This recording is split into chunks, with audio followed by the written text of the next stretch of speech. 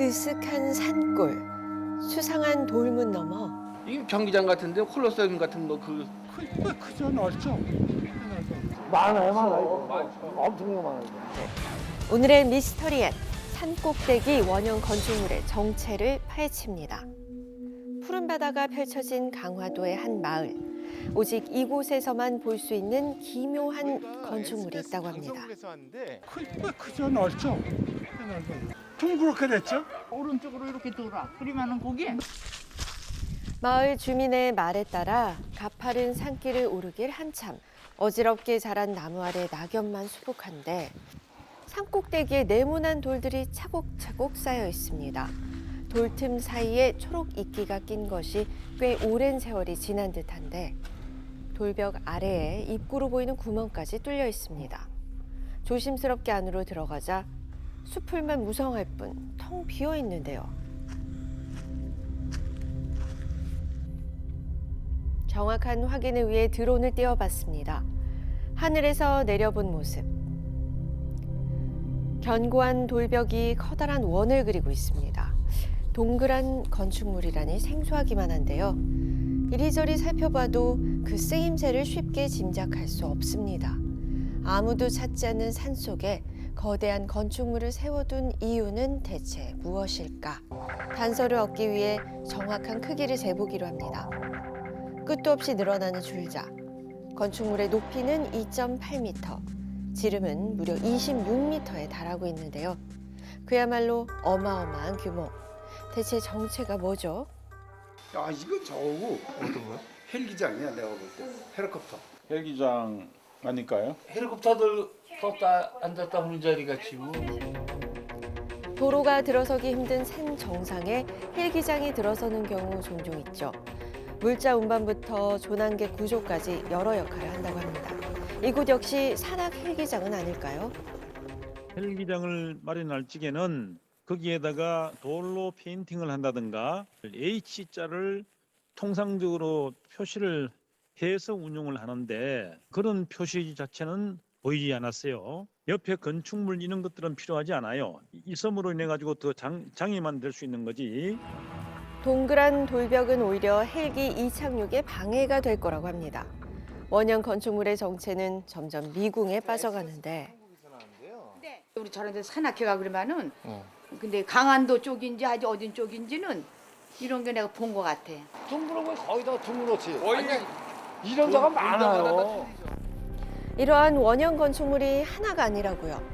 등산이 취미라면 쉽게 볼 수 있다는데 과연 사실일까? 강화도를 샅샅이 살펴보기로 했습니다. 여기도 있네. 정말 인근에서 또 다른 원형 건축물과 마주할 수 있었는데요. 네모 반듯한 돌이 동그랗게 쌓인 것이 똑 닮았습니다. 하늘에서 내려본 모습은 구별이 어려울 정도죠. 서로 연관이 있는 것이 분명한 상황. 놀랍게도 이게 끝이 아닙니다. 강화도 곳곳에서 거대 동그라미들을 발견할 수 있었는데요. 제작진이 본 것만 해도 5손가락을 넘습니다. 강화도를 점령한 기묘한 건축물들. 대체 누가 왜 이토록 많은 돌벽을 쌓은 걸까요? 전문가에게 직접 물어보기로 했습니다. 강화도에서 생산되는 화강암이죠. 조선 초중엽에 만들어지지 않았나. 성각이 아니고 일단 진지죠, 진지. 이게 그 돈대라고 해가지고. 돈대라고요?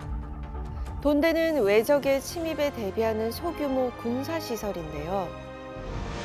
주변을 경계할 수 있도록 높고 평평한 땅에 흙과 돌을 쌓아 만들어집니다. 임진왜란 이후 국토 방위의 중요성이 커지면서 축조됐다고요. 이 구멍이 전부 다 포를 발포하려고 해놓은 구멍이거든요, 이게.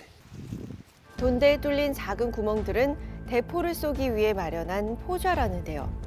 군인들이 화포를 장전하면 구멍을 통해 포탄이 나가는 거죠. 포좌는 바다를 향하고 있어 배를 타고 침입하는 적들을 물리칠 수 있었다고 합니다. 최근 건평돈대에서는 조선시대 화포가 발굴되기도 했는데요. 흙먼지에 뒤덮인 지 300년 만에 세상의 빛을 보는 것이라 하니 정말 놀랍죠. 돈대가 섬 전체를 둘러싸고 있는 곳은 오직 강화도뿐이라고 합니다. 강화도 해안에 이토록 많은 돈대가 배치된 이유는 무엇일까요? 조선시대 임진왜란 이후에 와서는 장성을 쌓기보다는 중간중간에 작은 성곽들을 지어서 보호를 하고 방어를 하자. 자연스럽게 군사 요충지인 강화도에 많은 돈대가 세워진 거죠. 여기 한 140여 명의 군이 있고 거기에 장수가 있고 여기 안에서 포를 쏘고 우리 조선의 군대들이 굉장히 치열하게 싸웠습니다. 그리고 신미양요 때 여기서 많은 우리 조선 군사들이 돌아가신 곳입니다. 지금으로부터 153년 전 이곳이 신미양요 격전지였다고 합니다. 미군이 허가 없이 강화 해협에 진입했고 조선군이 대응하면서 교전이 발생했는데요. 당시 조선군은 총알이 떨어지면 칼을 들고 칼이 부러지면 흙과 돌을 던지며 결사항전을 이어갔지만 압도적인 무력 차이를 메꿀 수는 없었습니다. 결국 수백 명의 조선군이 장렬히 전사했습니다. 인근에서 신미양요 때 목숨을 잃은 이들이 묻힌 무덤을 볼 수 있었는데요. 마지막까지도 물러서지 않은 그 마음은 아직도 생생히 전해지고 있었습니다. 강화도가 지리적으로 뭐 외세 침략을 뭐 고려 때도 그랬고 몽골 쪽에 막 침략도 많이 받기도 했지만은 심지어는 오늘날까지 북한하고 대치하고 있는 데가 여기잖아요. 어찌 보면은 가슴 아픈 섬이죠. 사각형, 반달, 초승달 모양까지 돈대의 모양은 제각각인데요. 각 지리적 위치에 맞게 지었기 때문이라고 합니다. 자연 지형을 그대로 이용한 쾌적의 모양인 셈이죠. 가슴 아픈 역사가 살아 숨쉬는 강화도. 나라를 위해 목숨을 바친 무명의 용사들을 기억하며 지금까지 미스터리 M이었습니다.